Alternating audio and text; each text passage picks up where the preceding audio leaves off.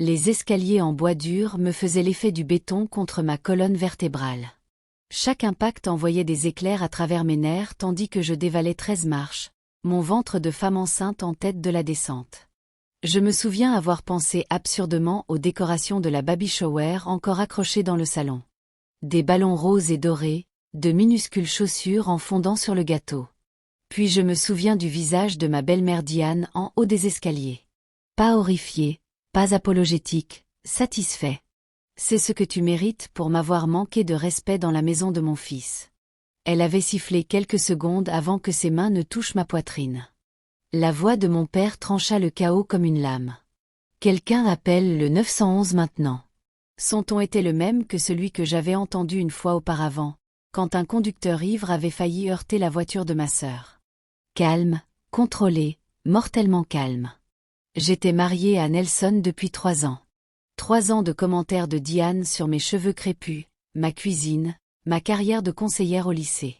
Nelson aurait pu épouser une docteure, disait-elle assez fort pour que je l'entende, mais il s'est contenté de ça. Ce matin-là, j'avais enfin osé lui tenir tête. Elle avait jeté le repas que j'avais préparé pour l'anniversaire de Nelson. La recette secrète de gumbo de ma grand-mère, et l'avait remplacée par du poulet frit acheté en magasin. Personne ne veut ta nourriture de misère, Chenise, avait-elle dit en la versant dans le broyeur. J'avais répondu, c'est ma maison, Diane. Tu dois partir. C'est là que son visage avait changé. C'est là qu'elle avait monté ses escaliers vers moi, me repoussant contre la rambarde. C'est là qu'elle avait poussé. Maintenant, je gisais en bas, du sang chaud s'accumulant sous moi, le visage de mon père planant au-dessus du mien. Papa, ai-je murmuré. Le bébé. Sa mâchoire s'est serrée. Je sais, ma petite fille. Je sais. Les lumières fluorescentes me piquaient les yeux tandis que les ambulanciers me poussaient à travers les portes automatiques. Mon père me tenait la main, sa poigne ferme malgré le tremblement que je sentais dessous son calme extérieur. Il avait 62 ans, retraité de l'armée, et je ne l'avais jamais vu pleurer. Pas même aux funérailles de maman il y a 5 ans. Nelson nous a rejoints aux urgences, encore en costume de travail, le visage cendreux. Chenise, bébé, que s'est-il passé? Avant que je puisse répondre, Diane s'est précipitée devant lui. Oh, Nelson, c'était terrible. Elle est juste tombée. J'ai essayé de l'attraper, mais menteuse. La voix de mon père arrêta tout le monde en pleine action. Je t'ai vu pousser ma fille dans ses escaliers. Les yeux de Diane s'écarquillèrent, une peur authentique traversant ses traits. Elle n'avait pas su que quelqu'un avait vu. Nelson vivait dans une communauté fermée. Mon père était arrivé tôt pour le dîner d'anniversaire, s'était introduit avec la clé qu'on lui avait donnée. Il était dans la chambre d'amis en train de changer de chemise après avoir renversé du café pendant le trajet quand il avait entendu notre dispute s'intensifier. C'est ridicule, balbutia Diane. Pourquoi aurais-je... Monsieur Carter, un médecin interrompit en s'approchant. Nous devons emmener votre fille pour une échographie immédiatement. Il y a des saignements importants. Les 4 heures suivantes se fondirent en un flou. Des tests, des moniteurs, des conversations chuchotées entre le personnel médical qui me serrait la poitrine d'angoisse. Nelson était assis à côté de moi, me tenant la main, tandis que Diane et mon père restaient dans des coins séparés de la salle d'attente comme des armées opposées. Enfin, le docteur Reynolds entra, son expression soigneusement neutre. Madame Thompson, votre bébé a un battement de cœur fort. Cependant, vous avez subi un décollement placentaire. Nous devons vous surveiller de près. Tout traumatisme supplémentaire pourrait être catastrophique. Elle porte plainte. Mon père annonça. Diane Alta. Nelson, tu ne peux pas laisser. Sors d'ici, dit Nelson calmement. Bébé, je suis ta mère. Sors d'ici. Si tu fais face à un membre de famille toxique, appuie sur ce bouton d'abonnement. Tu n'es pas seul dans cette lutte. Cette nuit-là, alors que j'étais allongé dans le lit d'hôpital avec les moniteurs bipant autour de moi, Nelson était assis dans le fauteuil à côté, la tête dans les mains. Nous étions mariés depuis 3 ans, ensemble depuis 5, et je ne l'avais jamais vu aussi brisé. J'ai besoin que tu me dises tout, dit-il enfin. Tout ce que ma mère t'a fait que je n'ai pas vu. Par où commencer? La fois où elle avait, accidentellement, donné tous mes vêtements à Godwill, prétendant qu'elle pensait que c'était des dons. Les chèques qu'elle avait falsifiés avec la signature de Nelson pour emprunter de l'argent de notre compte. La façon dont elle débarquait sans prévenir et réorganisait nos meubles, notre cuisine, nos vies. Nelson, on en a parlé. Non, je l'ai nié. Chaque fois que tu essayais de me le dire, je disais que tu étais trop sensible, qu'elle était juste démodée, que tu devais faire plus d'efforts pour t'entendre avec elle. Sa voix se brisa. J'ai vu ma mère presque te tuer toi et notre bébé aujourd'hui, Chenise. J'ai besoin d'entendre tout ce que j'étais trop lâche pour écouter avant. Alors, je lui ai raconté la fois où Diane avait dit à toute sa famille que j'avais eu 3 avortements avant de le rencontrer. Un mensonge complet qui avait fait que ses tantes me traitaient comme une meurtrière au dîner de Noël. Comment elle avait appelé mon principal en prétendant être inquiète, disant que je consommais de la drogue et que je ne devrais pas être près des enfants. J'avais failli perdre mon boulot. Je lui ai parlé de la carte de crédit qu'elle avait ouverte à mon nom, accumulant 30 000 $ de dettes. De la fois où elle avait dit à tout le monde que je l'avais trompée avec mon collègue David. Un autre mensonge qui avait failli nous détruire. Pourquoi ne m'as-tu pas quitté? Murmura Nelson. Parce que je t'aimais. Parce que j'espérais toujours que tu me choisirais. Dehors, j'entendis la voix de mon père, tranchante et autoritaire. Il était au téléphone avec quelqu'un, utilisant sa voix d'avocat, celle qui signifiait les affaires. Mon père, Samuel Carter, n'était pas seulement un retraité de l'armée. Il avait passé 30 ans comme officier JAG, juge, avocat général. Il connaissait la loi comme la plupart des gens connaissent la respiration. Et là, en le regardant par la fenêtre de la chambre d'hôpital arpenter le couloir avec son téléphone pressé contre l'oreille, je réalisai que Diane avait fait une erreur catastrophique. Elle avait poussé la fille de l'homme qu'il ne fallait pas. L'hôpital a des images de surveillance. Mon père me dit le lendemain matin, s'installant dans le fauteuil que Nelson avait libéré. Mon mari était rentré se doucher et gérait sa mère qui faisait exploser son téléphone avec des messages de plus en plus fous. Les caméras montrent tout l'incident. Elle te poussant, restant là pendant 3 secondes avant d'appeler à l'aide. Même son expression. Quelle expression? Demandai-je. Satisfaction. Il sortit son iPad, me montrant des captures d'écran de la vidéo. L'image me glaça le sang. Diane en haut des escaliers me regardant tomber avec quelque chose qui ressemblait presque à du plaisir sur le visage. Il y a plus, continua mon père. J'ai appelé quelques faveurs. Diane a eu 3 accusations d'agression précédentes au cours des 15 dernières années. Toutes abandonnées parce que les victimes ont retiré leur plainte. Mon cœur s'arrêta. Quelle victime? L'ex-petite amie de Nelson avant toi, sa petite amie du lycée, et la femme du frère aîné de Nelson. Tu as fait une pause, laissant ça s'imprégner. Nelson a un frère aîné, Devon. Il vit maintenant au Nevada. N'a pas parlé à la famille depuis 8 ans. L'expression de mon père était sombre. Sa femme, Keisha, a failli mourir en tombant dans les escaliers du sous-sol lors d'un rassemblement familial. Elle était enceinte de 6 mois. A perdu le bébé, a porté plainte, puis a soudainement abandonné et ils ont déménagé à l'autre bout du pays. La pièce tourna. Diane a fait ça aussi. On ne peut pas le prouver. L'affaire a été classée, mais les circonstances sont identiques, Chenise. Et je ne vais pas la laisser te faire ce qu'elle a fait à Keisha. N'oublie pas d'aimer cette vidéo si tu es sur le bord de ton siège.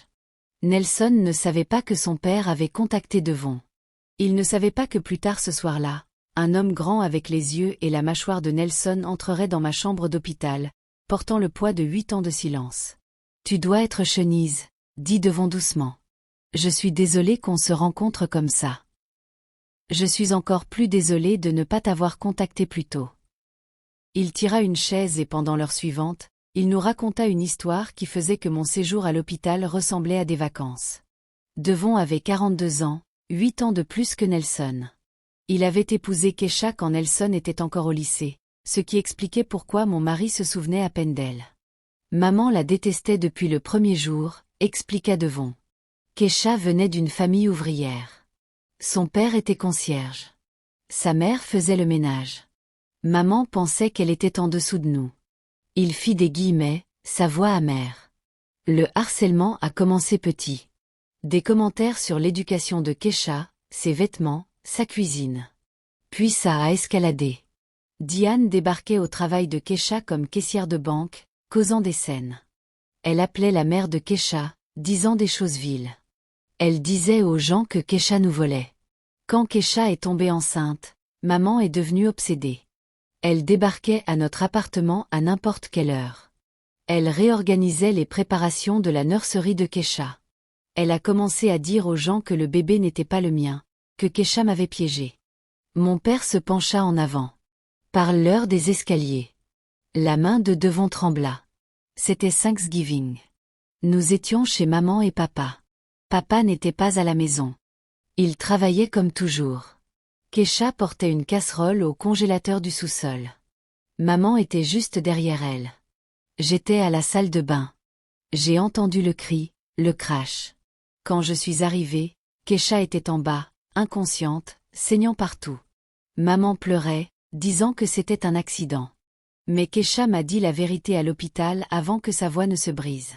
Avant qu'on ne perde notre fille, maman avait dit « Tu ne seras jamais assez bonne pour mon fils ». Et l'avait poussé. Pourquoi Kesha a-t-elle abandonné les charges ? Demanda Nelson. Il était rentré de la maison l'air hagard et entendait l'histoire de son frère pour la première fois. Le rire de Devon était creux. Papa nous a offert $100 000 pour abandonner et déménager. A dit que maman aurait de l'aide. A dit que ça détruirait la famille si ça allait au procès. J'étais jeune, stupide, et Kesha était traumatisée. On a pris l'argent et on a fui. Papa savait. Le visage de Nelson blêmit. Tout ce temps, papa savait. Maman a poussé Kesha. Ton père, interrompit mon père, sa voix dure, a permis la violence de Diane pendant des décennies. J'ai creusé plus. Il y a un pattern ici, Nelson. Chaque fois qu'une femme entre dans votre famille qui ne correspond pas à la vision de perfection de Diane, elle est ciblée. La fiancée de ton cousin Trey a rompu leurs fiançailles après que Diane ait prétendument rayé sa voiture et crevé ses pneus. La petite amie de ton oncle a déposé une ordonnance de restriction contre Diane il y a 5 ans.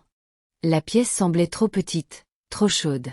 Les moniteurs bipaient régulièrement, mesurant le battement de cœur de mon bébé, nous rappelant à tous ce qu'on risquait de perdre. Il y a autre chose, dit Devon calmement. J'ai reçu un appel de Diane hier. D'une façon ou d'une autre, elle a su que je venais en avion. Elle m'a offert de l'argent à nouveau. A dit que si je convainquais Chenise d'abandonner les charges, elle me donnerait $200 000. Nelson se leva si vite que sa chaise tomba. Elle quoi ? J'ai enregistré l'appel. Devon sortit son téléphone. Je me suis dit que papa t'avait peut-être appris sur les preuves légales. Il hocha la tête vers mon père. Je pensais que ça pourrait être utile. Nous avons écouté la voix de Diane sur l'enregistrement, froide et calculatrice, offrant à son propre fils de l'argent pour l'aider à échapper aux conséquences d'une tentative de meurtre. Quand ça s'est terminé, Nelson me regarda avec des larmes coulant sur son visage. Je suis tellement désolé, murmura-t-il. Tellement désolé. Ne manque pas la suite. Partage cette vidéo avec quelqu'un qui a besoin d'entendre cette histoire. La détective assignée à mon affaire était une femme noire dans la quarantaine nommée détective Harris. Elle avait des yeux gentils mais un dos en acier. Et quand elle entra dans ma chambre d'hôpital au 3e jour de mon séjour, je pouvais dire qu'elle avait vu trop de cas comme le mien. Madame Thompson, je vais être directe avec vous, dit-elle en s'installant dans la chaise des visiteurs. Votre belle-mère a engagé Laurence Mitchell comme avocat. L'expression de mon père s'assombrit. Celui qui fait acquitter les riches pour tout. Le même. Il a déjà commencé une campagne médiatique, vous peignant comme une belle fille difficile, suggérant que vous vous êtes jeté dans les escaliers pour attirer l'attention. Il y a même une rumeur qui se répand que vous vouliez interrompre la grossesse et que vous avez mis ça en scène pour la sympathie. Je me sentis malade. C'est insensé. C'est les riches avec des connexions. Corrigea la détective Harris. Je l'ai vu avant. Ils vont vous traîner en enfer, mademoiselle Thompson. Votre historique de travail, votre famille, votre mariage. Ils vont faire de vous la méchante. Elle fit une pause. Mais j'ai aussi vu les images de surveillance. J'ai vu les dossiers de l'hôpital.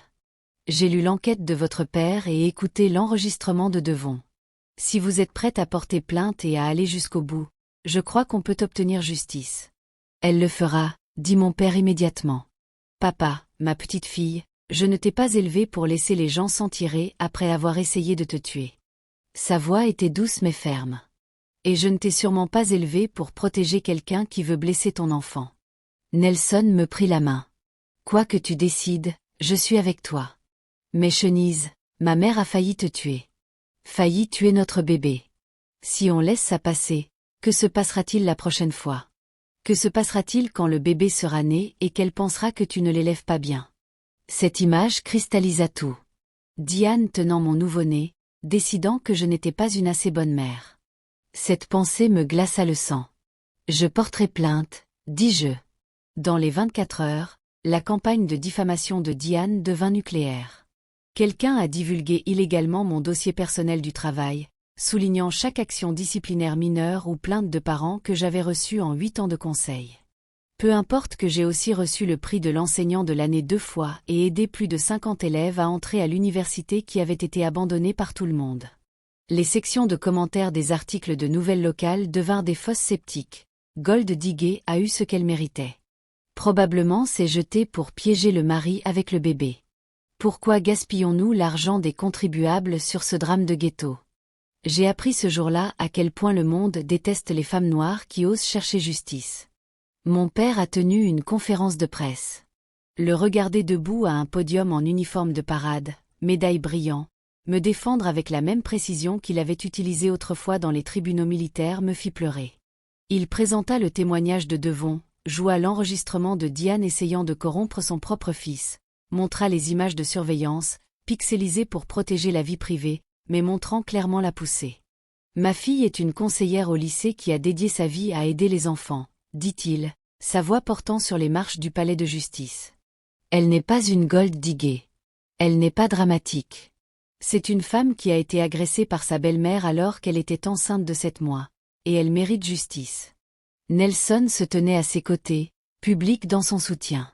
Cette nuit-là, son téléphone explosa avec des messages de membres de famille l'accusant de trahir sa mère.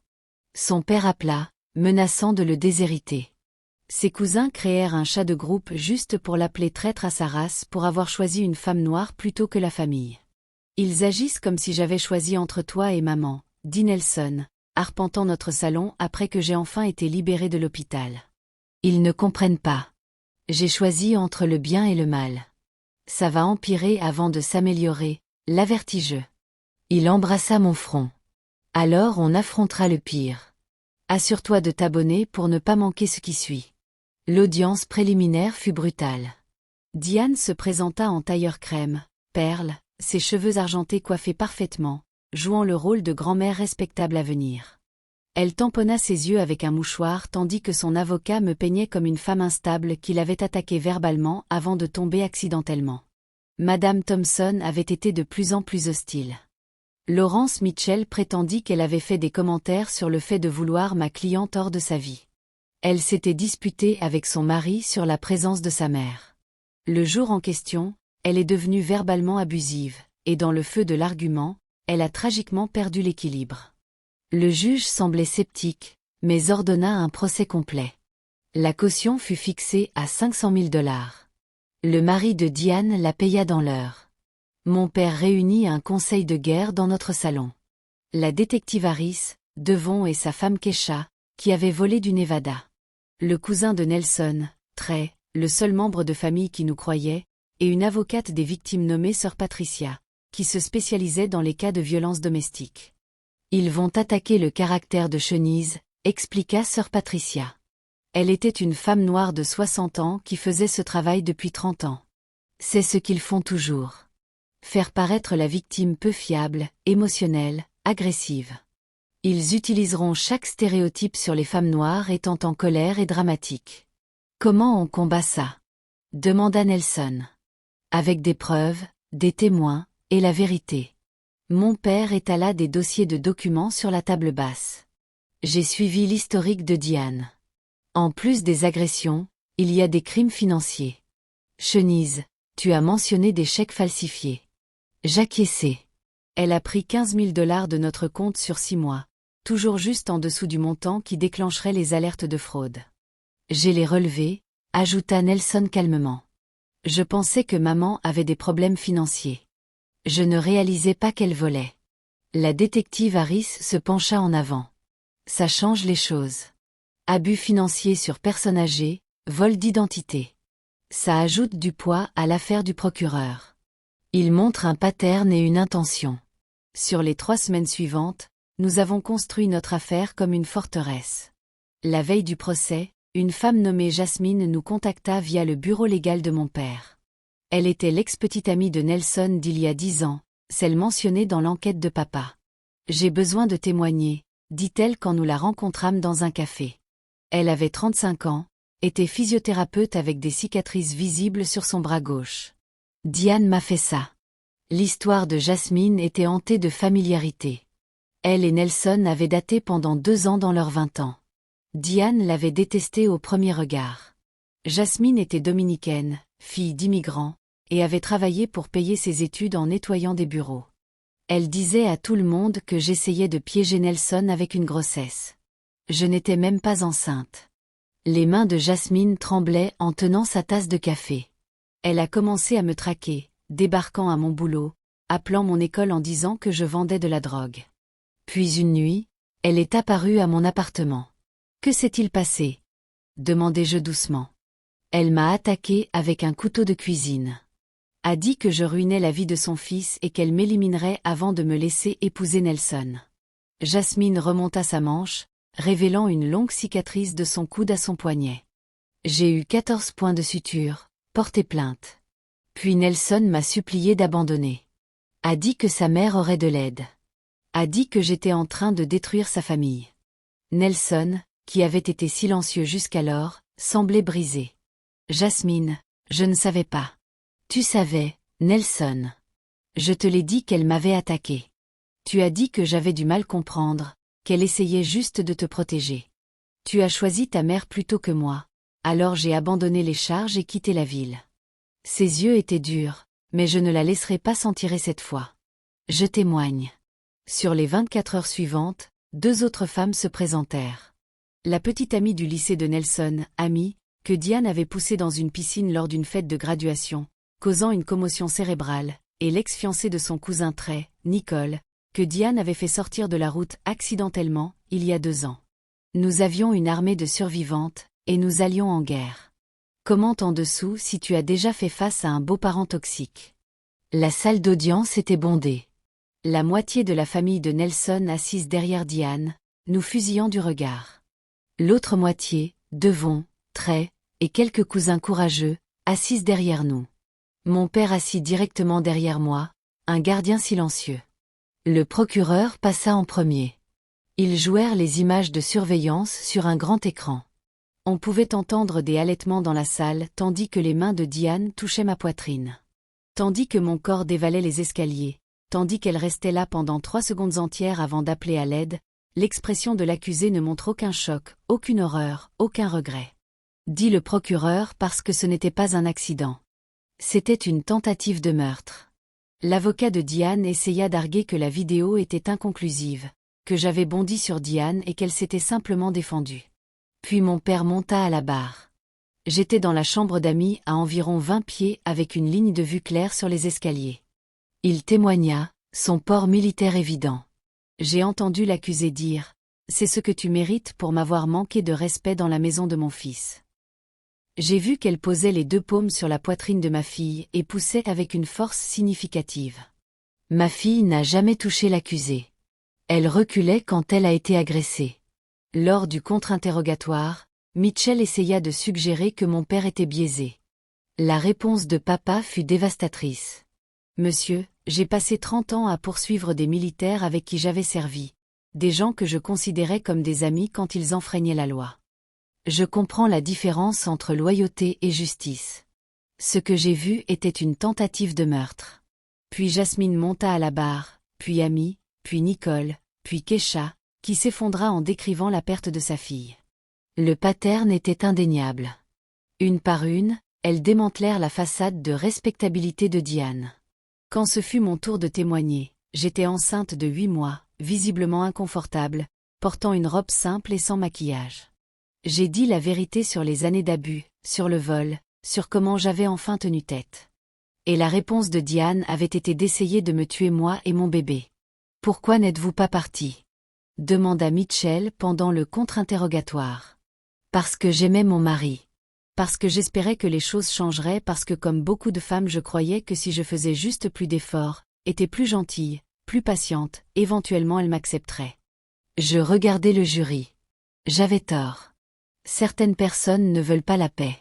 Elles veulent le pouvoir. Et quand tu arrêtes de leur donner le pouvoir, elles escaladent. Le jury délibéra pendant 6 heures. Nous déclarons l'accusé coupable d'agression aggravée, de tentative de meurtre, et de mise en danger imprudente. La salle d'audience explosa. La moitié de la famille de Nelson sortit en tempête, criant à l'injustice. Diane s'effondra sur sa chaise, gémissant. Son mari resta assis, impassible, peut-être voyant enfin le monstre qu'il avait protégé pendant des décennies. À la sentence 3 semaines plus tard, le juge fut cinglant. « Madame Thompson, vous avez exhibé un pattern de violence s'étendant sur des décennies contre des femmes que vous perceviez comme des menaces à votre contrôle sur votre fils. Vous n'avez montré aucun remords, aucune insight, aucune responsabilité. Vous avez failli assassiner votre belle-fille et votre petit enfant à naître. Je vous condamne à 12 ans dans une prison d'État. » 12 ans. Elle avait 68 ans. Elle en aurait 80 à sa sortie si elle vivait aussi longtemps. Le père de Nelson demanda le divorce cet après-midi-là. « J'aurais dû l'arrêter il y a des décennies, » dit-il à Nelson en privé. « J'ai permis un monstre parce que j'étais trop lâche pour lui tenir tête. Je suis désolé, fils. Désolé pour toutes les femmes qu'elle a blessées parce que j'ai choisi le confort plutôt que de faire ce qui était juste. » 3 jours après la sentence, j'entrai en travail. Ma fille, Maya Angela Thompson, nommée d'après ma mère et ma grand-mère, naquit en bonne santé à 7 livres 6 onces. Elle avait les yeux de Nelson et mon sourire, et quand mon père la tint pour la première fois, il pleura. « Ta maman est une guerrière, » murmura-t-il à elle. « Ne l'oublie jamais. » Mais la victoire semblait creuse parce que cette nuit-là, alors que j'étais allongée dans le lit d'hôpital tenant ma nouveau-née, je reçus un appel de Devon. « Chenise, tu dois savoir quelque chose, » dit-il, sa voix étrange. Je suis allée chez maman pour prendre certaines de ses affaires avant que l'État ne saisisse la maison. J'ai trouvé des boîtes dans son grenier. Des lettres, des documents, des journaux intimes. Quel genre de documents? Des preuves de choses qu'on ne savait pas. Des choses que papa l'a aidé à couvrir. Des choses qui remontent à 40 ans. Mon sang se glaça. De quoi parles-tu? Je viens à l'hôpital. Vous devez tous voir ça. Si tu regardes encore, appuie sur ce bouton like. Cette histoire n'est pas finie. Devon arriva avec 3 boîtes. À l'intérieur, des journaux couvrant 45 ans documentant le contrôle obsessif de Diane sur ses fils. Mais ils contenaient aussi quelque chose de plus sombre. Des preuves que Nelson n'était pas juste sa victime. Il était son trophée. Maman était enceinte de moi quand elle a épousé papa, expliqua Devon, étalant des documents sur la table de la chambre d'hôpital. Mais papa n'était pas son premier choix. Elle était fiancée à un autre homme, un homme noir nommé James. Quand elle est tombée enceinte, ses parents l'ont forcée à rompre et à épouser papa, qui était blanc et respectable. Les journaux racontaient une histoire de ressentiment mijotant qui s'était aigri en rage. Diane en voulait à ses parents, en voulait à mon beau-père, en voulait à Devon pour ne pas être le fils de James. Puis Nelson naquit, blond, aux yeux bleus, ne ressemblant en rien à son premier amour, et devint son obsession. Chaque femme qui entrait dans la vie de Nelson lui rappelait ce qu'elle avait perdu. Je murmurai, comprenant l'aube, des femmes de couleur, des femmes de classe ouvrière, des femmes comme l'homme qu'elle aimait. Elle nous punissait pour ses propres regrets, dit Nelson, sa voix creuse. L'ironie la plus cruelle. Diane avait sacrifié son bonheur pour l'approbation sociale, puis passé des décennies à rendre tout le monde malheureux pour la même raison. Elle était devenue le monstre même que ses parents avaient été, perpétuant des cycles de contrôle et d'abus déguisés en protection de la famille. Mon père lut une entrée de journal datée de 3 semaines avant qu'elle ne me pousse. Chenise pense qu'elle est l'une d'elles. Pense que Nelson la choisira plutôt que moi. Elle ne comprend pas que je l'ai construit. Il est à moi. Ce bébé qu'elle porte. Mon petit enfant sera à moi aussi. J'attendrai après la naissance. Puis je lui montrerai ce qui arrive aux femmes qui pensent pouvoir m'enlever mon fils. La préméditation était glaçante. Elle l'avait planifié. Attendu le moment parfait. Si mon père n'avait pas été là, si j'étais morte ou avait perdu Maya, Diane aurait joué la belle-mère en deuil, et personne n'aurait questionné. Je veux la voir, dis-je soudain. Avant de quitter cette ville pour de bon. Tout le monde protesta, mais mon père comprit. Parfois, tu dois affronter le monstre pour te rappeler qu'il ne peut plus te blesser. La salle des visites de la prison était grise et froide. Diane était assise en face de moi en combinaison orange, paraissant plus petite d'une certaine façon, diminuée. Quand elle me vit tenant Maya à travers la vitre, son visage se froissa. « Elle est belle », murmura Diane. « Tu ne la toucheras jamais, dis-je calmement. Ne lui parleras jamais. Ne lui enverras jamais de lettres ou de cadeaux. Quand elle sera assez grande pour demander sur toi, je lui dirai la vérité. Que sa grand-mère a essayé de la tuer avant qu'elle ne naisse. J'aimais Marcus. Je le protégeais. Tu aimais le contrôle. Tu aimais le pouvoir. Tu as détruit des femmes parce qu'elles te rappelaient tes propres échecs. » Je me levai, ajustant Maya dans mes bras. J'ai passé 3 ans à essayer de te faire m'aimer, à essayer de te comprendre. Mais tu sais quoi ? J'ai enfin réalisé que tu ne vaux pas la peine d'être comprise. C'est une femme triste, amère qui a détruit chaque chance de bonheur parce que tu ne pouvais pas te pardonner tes propres choix. Chenise, ma fille ne connaîtra jamais ton genre de haine. Elle grandira en sachant que quand les gens te blessent, tu ne l'excuses pas. Tu ne le minimises pas. Tu les tiens responsables. Et puis tu t'en vas et construis quelque chose de beau sans eux. Je sortis de cette prison et ne regardai pas en arrière. 6 mois plus tard, Nelson et moi déménageâmes à l'autre bout du pays près de Devon et Kesha. Nous achetâmes une petite maison avec un grand jardin. Mon père emménagea dans la maison d'invités, prenant pleinement sa retraite pour aider avec Maya. Je retournai au conseil, me spécialisant maintenant dans l'aide aux ados pour naviguer les dynamiques familiales toxiques. Nelson alla en thérapie 2 fois par semaine, déballant des décennies de manipulation et d'abus. Notre mariage devint plus fort, construit sur une fondation d'honnêteté réelle plutôt que de paix performative. Maya fit ses premiers pas dans notre nouveau jardin tandis que son grand-père l'encourageait et que son père pleurait des larmes joyeuses. Elle grandira en connaissant sa famille étendue, les enfants de Devon, la présence chaleureuse de Kesha, l'amour stable de mon père. Elle grandira aussi en connaissant la vérité. Que parfois les gens qui devraient t'aimer le plus sont ceux qui te blessent le pire. Que tu peux aimer quelqu'un et quand même le tenir responsable. Que la famille n'est pas une question de sang. C'est qui se présente quand tu saignes.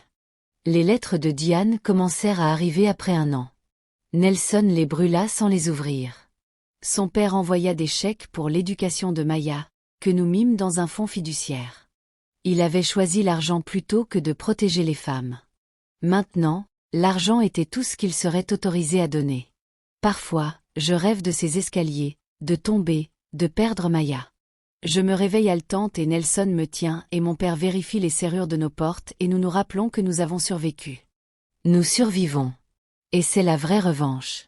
Pas sa souffrance, mais notre guérison. Construire une vie où la toxicité n'a pas de pouvoir. Où notre fille apprendra que l'amour ne ressemble pas au contrôle et que la famille ne te demande pas de t'immoler pour garder les autres au chaud. Si tu as fait jusqu'à la fin, merci d'avoir été témoin de notre histoire. Laisse un commentaire partageant tes propres expériences avec des membres de famille toxiques. Et n'oublie pas de t'abonner pour plus d'histoires vraies sur le fait de se lever pour soi. Appuie sur cette cloche de notification parce que je n'ai pas fini de partager ce qu'il faut pour se libérer et construire quelque chose de mieux. La dernière fois que j'ai vu la photo de Diane dans les nouvelles, elle paraissait vieille. Creuse, un conte de mise en garde sur ce qui arrive quand tu construis une vie sur le contrôle des autres. Je regardais Maya, maintenant 18 mois, riant tandis que son grand-père la poussait sur une balançoire, et je ressentis quelque chose d'inattendu. De la pitié. Diane mourait en prison, ayant détruit chaque relation qu'elle avait eue. Pendant ce temps, je pouvais regarder ma fille grandir entourée d'amour. Apprenant que la force n'est pas de dominer les autres. C'est de se protéger et de construire des frontières. C'est la vraie fin, pas sa punition, notre paix. Et peut-être que c'est la morale de cette histoire. La meilleure revanche n'est pas la souffrance. C'est devenir si entier, si guéri, si entouré d'amour authentique que la personne qui a essayé de te briser devient irrelevant. Ils ne vivent plus dans ta tête. Ils ne volent plus ta joie. Ils disparaissent simplement dans les conséquences de leur choix tandis que tu disparais dans la vie que tu as construite malgré eux. Si cette histoire t'a touché, si tu as survécu à un membre de famille toxique, si tu luttes encore pour te protéger toi et tes enfants, partage cette vidéo. Construisons une communauté de survivants qui refusent de rester silencieux. Abonne-toi pour plus d'histoires de résilience, de justice, et du long chemin vers la guérison. Laisse un commentaire avec ton histoire ou juste pour dire que tu as tenu bon. Souviens-toi, tu mérites mieux. Tu mérites la paix. Et personne, pas même la famille, n'a le droit de te la prendre. À la prochaine, protège ta paix et fais confiance à ta vérité.